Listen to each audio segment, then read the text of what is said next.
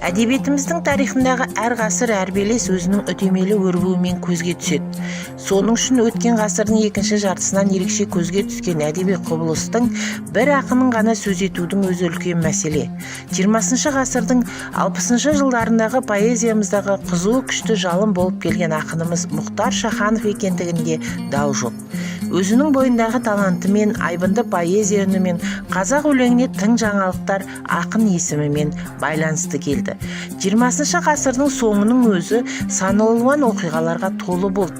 Тәуелсіздік үшін күрестің күшейе түсуі, экологиялық апат зардаптарының алабұртуы халық өмірінде ерен із қалдырған жайттер еді.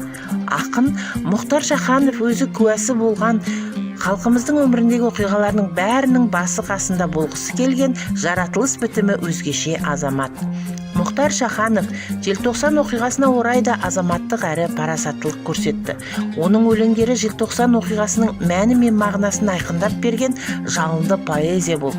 Ақын қай мәселені сөз етсе де әріден бастап халық өмірінің бүгінгіне шебер ұштасады. Нені жырласа да, достықты ма, махаббатты ма, табиғатты ма, тереңнен тартып философиялық ойға құру, күтпеген тың байламдар жасау Мұхтар творчествосына тән бір ерекшелік.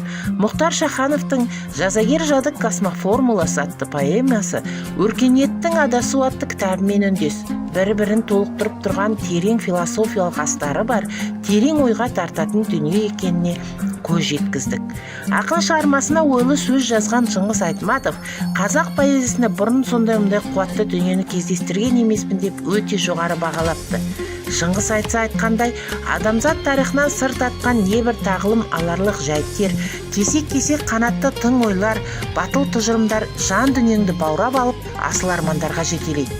Тек өзіңнің емес, еліңнің, бүкіл адамзаттың болашағы үшін ақынмен бірге толғанасың. Өзіңе де бір міндет жүктелгендей болады. Өмірден өз орныңды іздейсің. Қанша оқығанда сусының қанбайды. Қазақ поэзиясының әлемдік деңгейге көтерілгеніне мақтанғың келеді.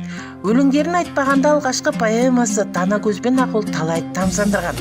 Бұған қарап таланттың танитынына көзің жететін секілді.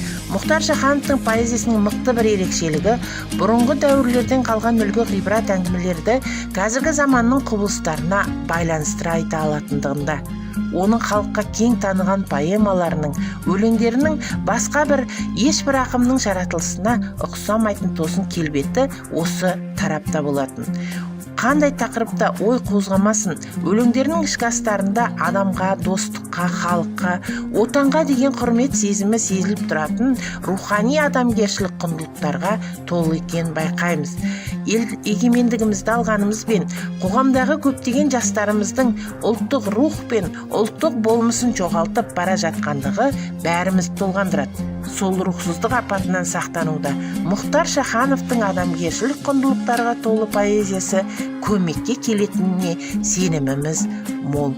Құрметті оқырмандар, кітапхана қорынан Мұхтар Шахановтың шығармаларын алып оқуға шақырамыз.